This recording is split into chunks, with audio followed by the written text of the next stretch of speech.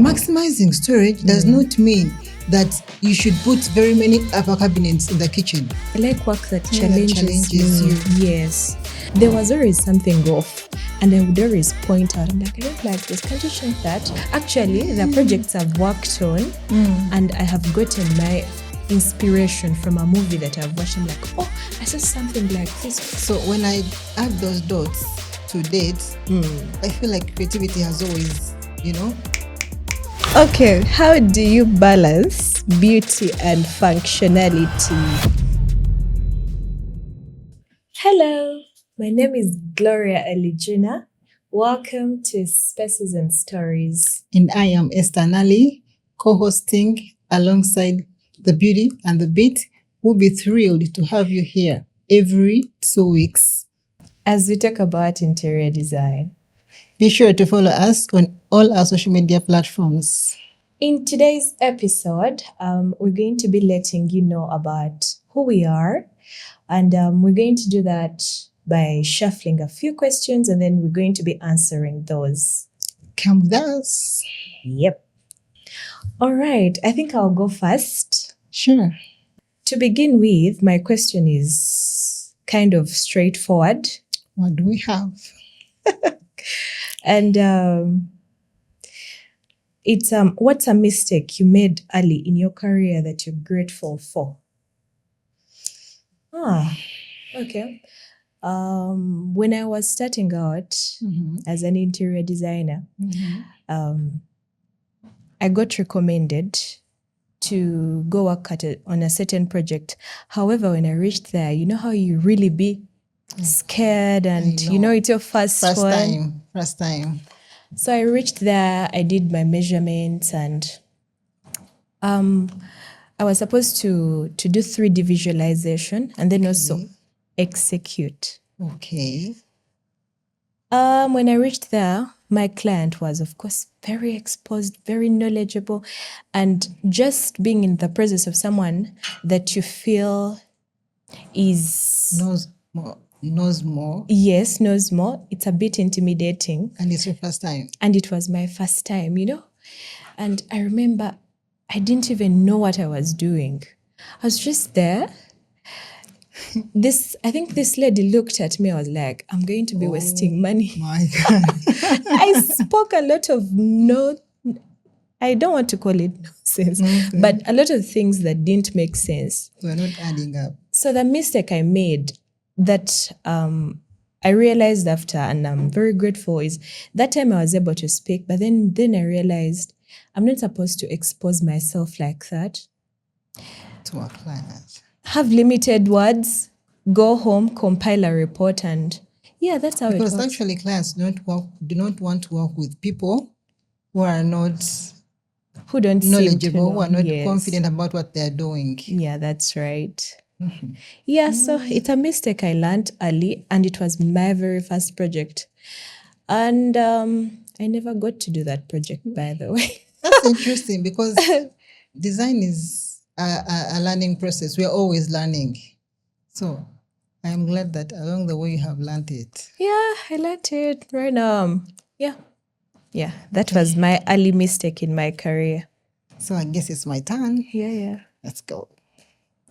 Let's see what we have here. Let's see. Okay, if someone could only follow one design tip, what would you want it to be? This one. For me, I think it's storage.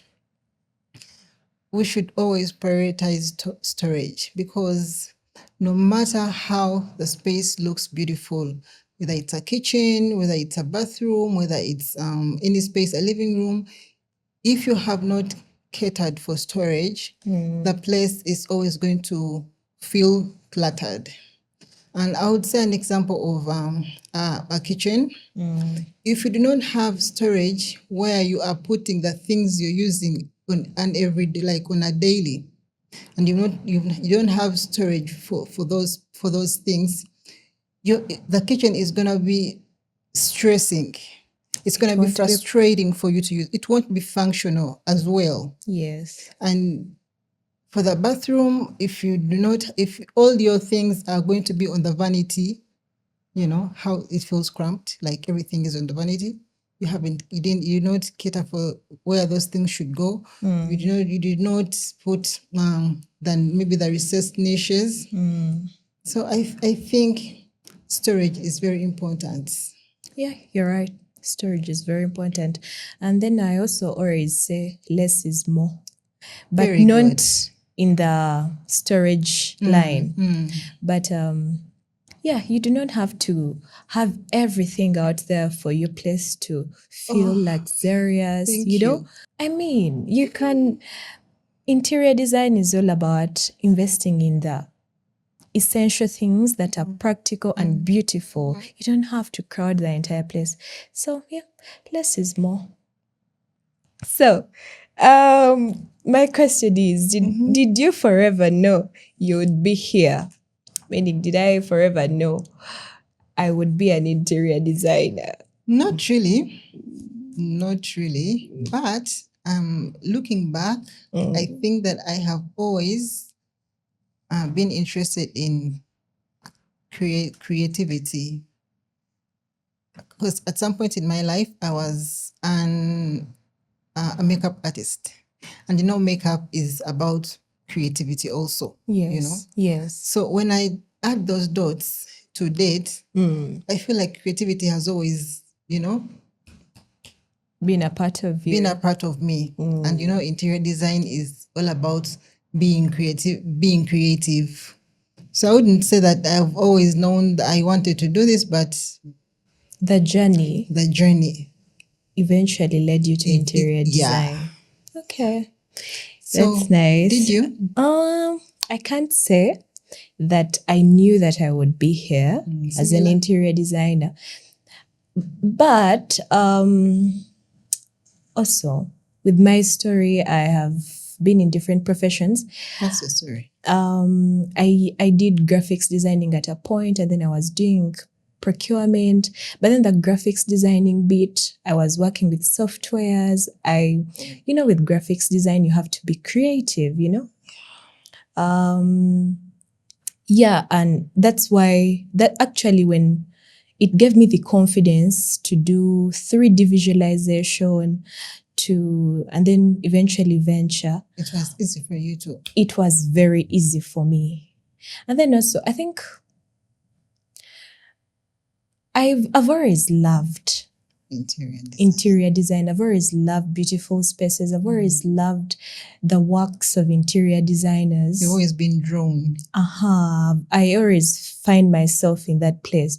Actually, a friend of mine once told me, I think you delayed to discover yourself. This is where you belong, And it's never too late. It's never too late. So yeah, I didn't know I would be here, but my journey led me here.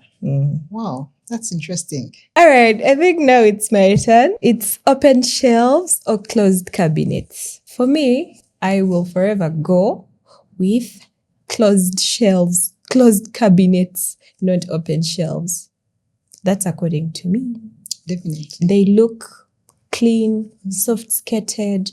They bring out that luxurious feel. They're just posh to me. And like open shelves, I feel like the open shelves don't do it for me. So if I'm to choose, I would always go with closed cabinets. Definitely. I would go for closed shelves as well. Closed cabinets. Huh? Closed cabinets, sorry. Okay. It's your turn. What can people expect from this podcast? First of all, the podcast is about interior design. Yes. So people should expect us to talk about interior design. Real conversation, honest conversations, yes. Real conversations about interior design. People should also expect us to talk about products, interior design. To share ideas, inspirations. And reviews. Experiences from our projects. And behind the scenes, what happens in closed doors. Yeah. On site there. Okay. Yeah, that's it. We talk about things that make design feel relatable, enjoyable. How design affects the way we live. Okay, how do you balance beauty and functionality when designing? Me as a designer, of course, and always functionality comes before beauty. You know, I'm not going to have a very beautiful and a very beautiful product or item there. It's just for staring at. It's not functional. We cannot have a client cannot have their day-to-day life operate smoothly just because it's beautiful there and it's, you know, so I always go with functionality over beauty. The beauty matters also, but functionality. So it's not about aesthetics. It shouldn't be about beautiful aesthetics. It should be about how the space is going to work. Yeah, how the space is going to work. It's going to affect your everyday life over how it's going to make the place look. How people are going to function in it, operate in it. Yeah. That's a good one. Yeah. If you are not a designer, what do you think you'll be doing instead? Jesus. Like I said earlier, that at some point in my life, I was a makeup artist. So maybe if I was not a designer, I would be that. You'd be a makeup artist if you aren't a designer. Yeah. Okay. For me, I think I would be, I don't know how nice to package it, but I would be a real estate broker. I do not know how to say it nicely because somehow broker, when I say broker, but I'll do things related to real estate. Because I've always loved property and stuff like that. So I feel like if I wasn't... Buy and resell. Yeah. Or I would be a graphics designer. I also get to be creative there, and I like work that makes me think beyond the box, think outside the box, not confine me to one thing. You get that those jobs where you do not think, you do not add on, it's just that. But I like work that challenges me. You. Yes. That allows me to get into that space where I'm creating something that is unique, that is not there, that is me, that is, you know, yes, something like that. So yeah, I would either be a graphics designer or a real estate broker. But unfortunately, fortunately, interior design called me. Yeah, and I'm actually able to be everything that I look out for in work. I'm able to be creative. I'm able to, think outside the box. I'm able to express myself through my designs. To challenge yourself. Yeah. This other question is, what is it about interior design that keeps you passionate about it? Like I've mentioned, you get to be creative.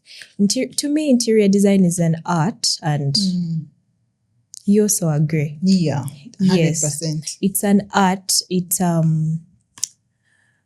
so that it gives me that, why I'm passionate about it, it gives me that platform where I get to express myself through my designs, to create work that is not copy and paste, because every space clearly tells a different story. So with design, that alone, that about it keeps me passionate about it, because I know new site, new challenge, new site, new solutions. So yeah, it keeps me. For me, I think that it's being able to improve the way people live. I love that when you work on a space and you have been able to change how someone lives their space. Literally listening to listening to people's stories. You know, somebody tells you that this space is not working well. I want it to look like this. Someone telling their story, and you being able to bring that space to life. You know, that gives me passion, because at the end of the day, a client wants a space that is comfortable, that is less stressing, that is, you know. So if I am able to do that, to bring that to life, I mean, that is makes me passionate. Oh, that's beautiful. Yeah, so it's your turn. Oh, who are you and what's the story behind your design journey? This is a long one. Please tell This us. is a long one. Who am I? Who is Esther Nally? I'm a wife. Ooh. Clap for me. Hey, I have to. I'm a mother. So, being that, so this is where the story comes in. Being that at a certain point in life, we were living in this house that had this oath. You know, I love creating meals for my family, you know, and making moments, having those little moments. Family moments. Yes. And so we were having this kitchen that everything about it wasn't working. The sink was so high, and every time I did the chores, my back was always aching. The workflow was terrible. You literally used to put a stool to access your sink. And what you do doing the dishes, I had to, like, you know, to literally, I think it's bend over to doing the dishes. And I was always complaining that, oh my God, I was always complaining about everything. I would take long, first of all, doing even just the simplest meal. You know, it would take you long because of how everything was. And so I told my husband that, you know, like, I cannot keep working like this. Something has to change about this kitchen. And I started interesting myself with, how can I make this kitchen better? How am I going to have meals prepared, you know? How is it going to be like a family thing? So I started looking up, of course, on the internet. I started learning, interesting myself with learning. With interior design. So that is how I eventually, at first it was not intentional. Like, I'm intentionally learning how interior design. I thought I was learning something for the kitchen, you know, just for in that moment. But in the long run, out of curiosity, I was sparked. I think, did I use the right word? And then I started learning about layouts. I started learning about materials. I started learning about, you know, before I knew it, I was enrolling. And you did make a beautiful space for yourself. Definitely, yes. Wow. Eventually, we worked everything out. We had to change that entire kitchen, and we designed a very beautiful kitchen. So that is how my interior design journey began, because from that moment, I never looked back. I actually started telling myself that, oh my God, I think this is it. This is my calling. This is my calling. I'm going to do interior design. This is what I want to do. And sweet. Okay. For me, I think my stories, I'm a very particular person, and even with my friends, each time I would go to visit them, they would end up explaining themselves, because there was always, I used to not like notice something things. off. there was always something off, and I would always point out, I'm like, I don't like this. Can't you change that? No, this is not good. But so there was always something with that. And for my friends, I would, let's say I find and I'm like, I can do this for you. And I was always changing. Like I would literally be irritated in being a space that is not well done, that is not functional, that is So not. you would end up wanting to change something about that space. And for some, I did actually. Yeah, so like that. And that's how I was like, I think this is my calling. Let me go into it. And yeah, that's how I ended up becoming a very good interior designer. Oh, that's interesting. Yeah. Yep. Was there a defining moment when you knew this is what you want to do? Yes. I remember I attended an event and it was all interior design. That is when I knew. I was like, this is what I'm going to do. This is my calling. Because it gave me an awakening call and I realized, I think this is who I am. This is where I should be, So that event, that interior design event that I attended was the it for me. It was the defining moment for me. So have you gone to more interior design events? A lot. I have. And you're still going? And I'm still going. I think I've also gone to a couple of interior design events and I'm so great because there's always something to learn from those events and, you get to meet people, socialize and... All right. Another question is, how do you stay inspired? Well, for me, what keeps me inspired? My surrounding. Everywhere I go, literally, I pick something from there. I observe. I pay attention to detail. I notice. I see things that people don't see. So from there, I pick my inspirations. They keep me going. It's beautiful stuff. I appreciate them. They keep me inspired. I think for me, my inspiration comes from the fact that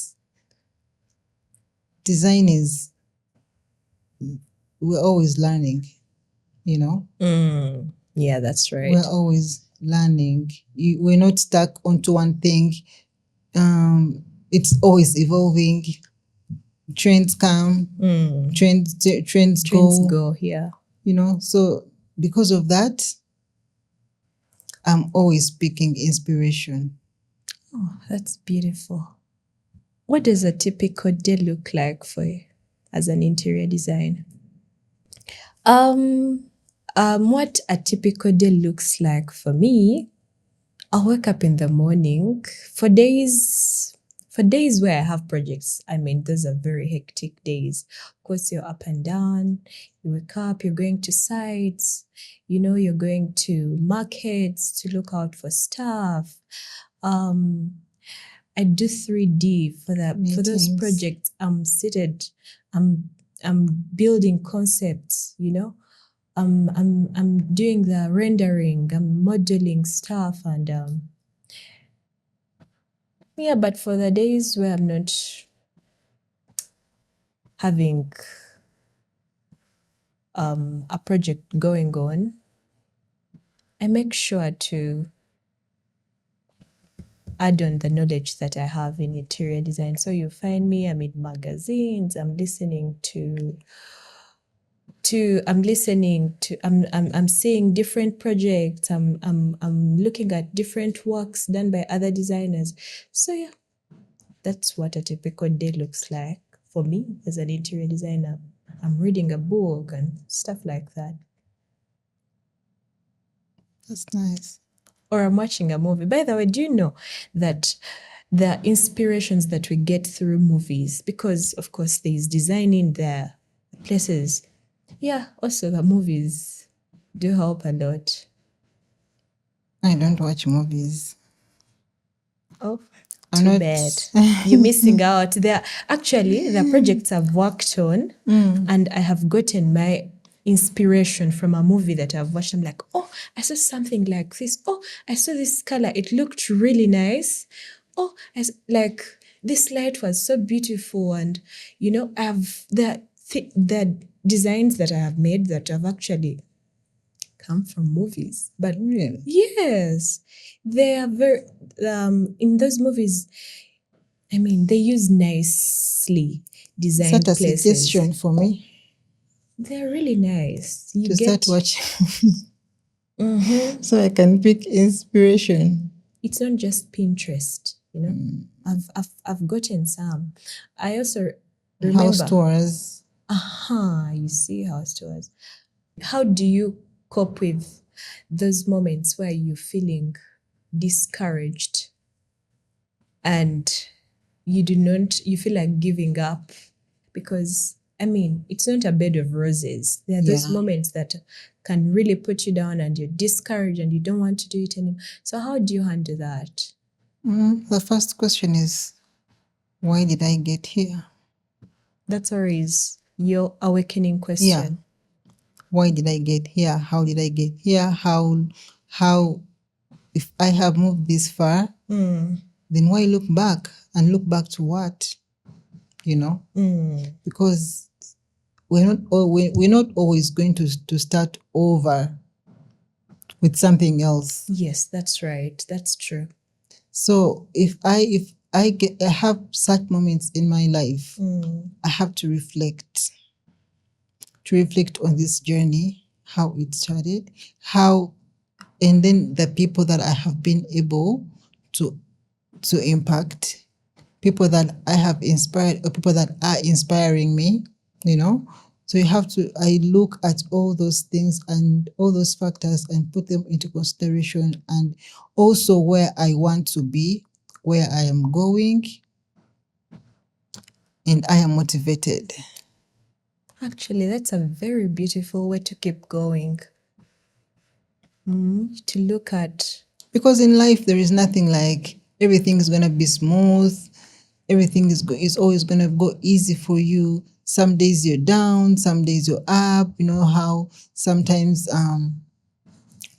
clients can, but that doesn't mean that you should stop just because you had one.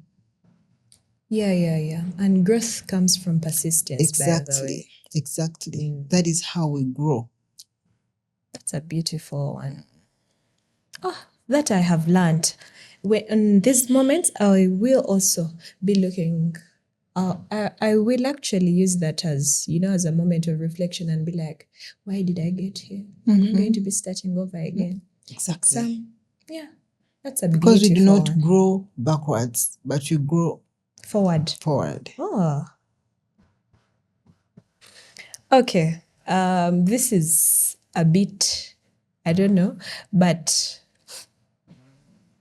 you see, in our country, so many people feel like hiring an interior designer is wastage of money. Interior designers are expensive. And so what would you, how would you convince someone, or what would you tell to convince someone that they need an interior design? More like, I don't know, what do you bring to the table as an interior designer for someone to hire you? First of all, interior designer is not guesswork. So interior design is not guesswork. It is it's about practicality, about functionality over space. So for people to think that they do not need an interior designer just because they think that they are going to use AI, Pinterest. Spaces are not the same. Even the users of those spaces are not the same, and they're used differently. A family of 6 does not use space in the same way a family of 12 uses space. I mean, the workflow, the everything How are you different? It always goes back to functionality. There is something about the human touch, you know? When an interior designer goes into the space, you're literally envisioning yourself. You put yourself in the shoes of the people that are going to use this space, You're looking at how is workflow, what do they use this space for? You get how often do they use it? Yes, you consider so many factors that AI may not consider. Now, for example, let's say, yes, someone can prompt AI and be like, this number of people, what, but then AI probably doesn't know that you have a crippled person. Like this And person is that needs that special needs. It won't do for you space planning. It's going to give you, get a gray couch, but it's not going to tell you, get this big, a couch that's this big. You get, it's not going to do that space planning for you. It's not going to, it's actually going to tell you, put here a flower, put here a mirror, and stuff like that. But it's not going to look at how you're going to operate within that space. You get? So, which makes interior designers, AI cannot do. Because some people, I think some people have started feeling or thinking like AI is going to wipe out interior designers. No, it cannot. There's that human touch that AI cannot have. And not only the human touch, and but you see, let's give an example of Pinterest. People actually think they can use Pinterest to design their spaces, but you're going to see something beautiful on Pinterest. That doesn't mean, because you've seen it in that space, that doesn't mean that your space is similar. And it's going to feel the same way in your space. Spaces are different. Someone is going to see, let me give an example. Someone is going to see a very beautiful chandelier on Pinterest, and they have their 1-bedroom apartment and put this huge thing in her because it looks beautiful there. You get, now that's the internet. Like, interior designers put all these things in consideration. Some of those things should be used for inspiration. What's the best design advice you've ever received? Function over beauty. For me, the best design advice I think I've ever received was design like it's your own. Yes, of course, as an interior designer, you're going to follow your clients' requests and what they want, but design like it's your own. Because I feel each time I design like it's my own, I give it my best. Give it your best. Yes, I pour out my heart into it, and the results are always beautiful. Don't just design for for me, it's function over beauty, because just because something looks beautiful, you're supposed to necessarily put it in a space when it serves when it doesn't, it's not functional. Alright guys, thank you so much for sticking with us this far. It's been amazing having you around. Like we said, we're gonna be doing this quite often, so be sure to follow us on all our social media platforms and enjoy the ride. Yay. Thank you. Ciao.